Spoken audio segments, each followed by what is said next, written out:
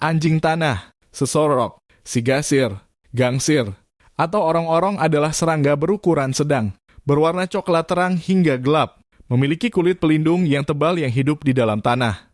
Dengan sepasang tungkai depan termodifikasi berbentuk cangkul untuk menggali tanah dan berenang.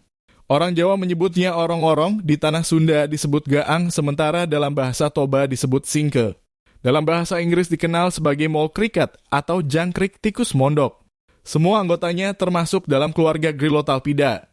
Serangga yang kadang-kadang ditemukan berlari cepat di sudut pekarangan ini dapat pula terbang hingga sejauh 8 km dalam musim kawin.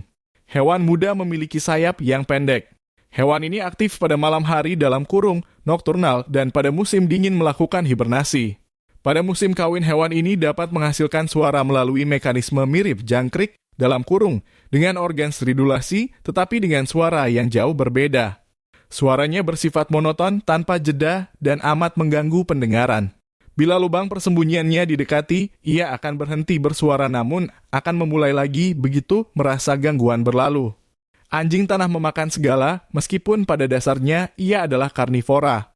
Menunya adalah larva-larva serangga lain atau cacing.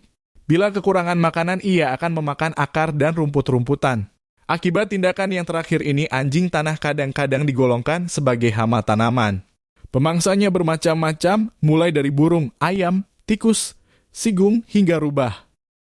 Anjing tanah adalah hewan yang agak jarang terlihat karena lebih suka bersembunyi dalam lubang dan aktif pada malam hari mencari makan.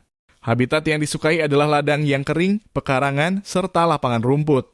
Hewan ini dapat ditemukan di semua tempat kecuali daerah dekat kutub bumi. Perannya dalam kehidupan manusia tidak terlalu penting.